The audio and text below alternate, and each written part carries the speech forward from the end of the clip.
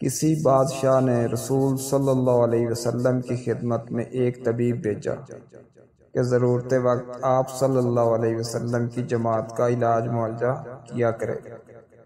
طبیب مدتوں مدینے میں حاضر رہا مگر کسی شخص نے اس سے علاج کے لیے رجوع نہ کیا۔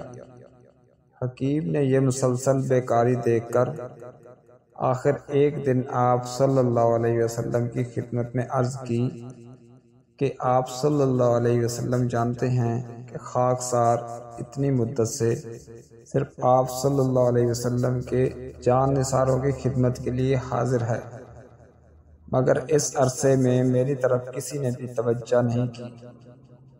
حضور اکرم صلی اللہ علیہ وسلم نے فرمایا، ان لوگوں کا قاعدہ یہ ہے کہ جب تک بھوک غالب نہ ہو کھانے کو ہاتھ تک نہیں لگاتے اور پیٹ بھرتا نہیں کہ ہاتھ اٹھا لیتے ہیں، اس لیے آپ کی خدمات سے فائدہ اٹھانے کا موقع کم ملتا ہے۔ حکیم نے کہا، بے شک تندرستی کا یہی راز ہے جس کے ہوتے ہوئے میری حاضری بیکار ہے۔ اس کے بعد حکیم نے آداب بجا لا کر وطن کی راہ لی۔